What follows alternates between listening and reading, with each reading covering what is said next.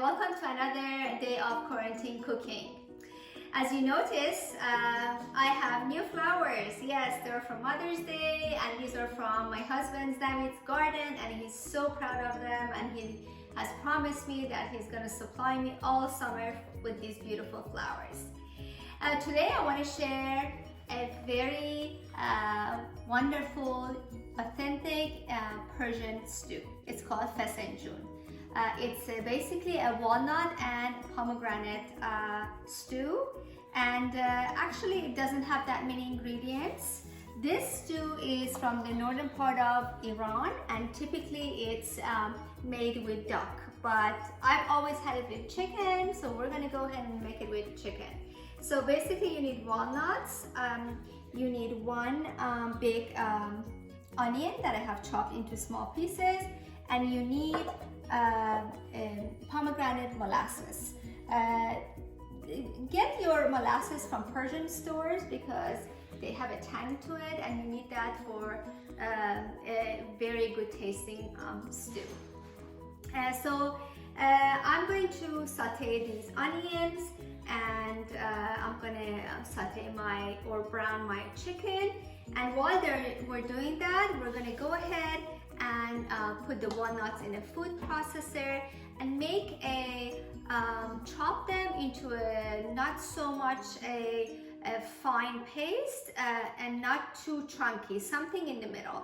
After I put it in the food processor, I'll show you what the consistency is. Okay, now we're sauteing our onions. We're gonna saute them until they're translucent, and we are and then we are browning our chicken. I typically like to use Cornish ham when I use chicken in Fesenjan, but since I didn't have it, I just went in and used regular chicken, not the small ones. And then when I brown them, I don't put any oil in it. You see how beautifully they're brown and without any oil? Since walnuts have oil in them, we don't want to put any extra oil in the stew. And then we grinded our walnuts in the food processor, and this is the consistency of our walnuts. They're not chunky, and they're not very fine either. So let's finish this and go to the next step. All right, now we're going to add the walnuts into the onions, and we stir this continuously until the walnuts release the oil, because this will give it a more nutty flavor. Now, this is important. Walnuts burn quickly, so you need to, for 10 minutes, stir this continuously, and be careful not to burn it. Okay, our chicken is brown, but what I'm going to do at this point, I added some salt and pepper to it, and I'm going to put the lid on. And I put it on a very low heat to cook in there. And then our walnut is, browned for about 10 minutes. I am going to add some cold water to this, not warm, cold water, and I'm going to stir.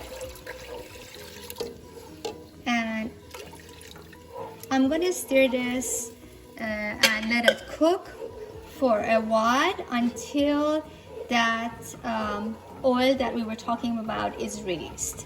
I'm not going to add the pomegranate molasses yet. So I'm going to let this cook, but you got to be careful because you don't want the walnuts to stick to the bottom and burn.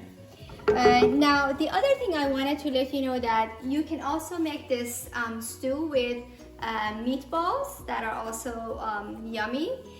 But also, if you want to make a vegetarian version of this, you can put potatoes or shiitake mushrooms in them. Okay, let's see how this is going to turn. All right, our walnuts are cooked. Now, if you look at them, they're like kind of a light brown. I have not added the pomegranate molasses yet. I'm going to go ahead and do that right now. Here's the thing.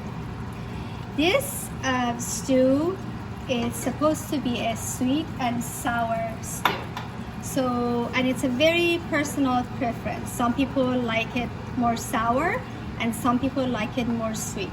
So if you like it more sour, you add more pomegranate molasses.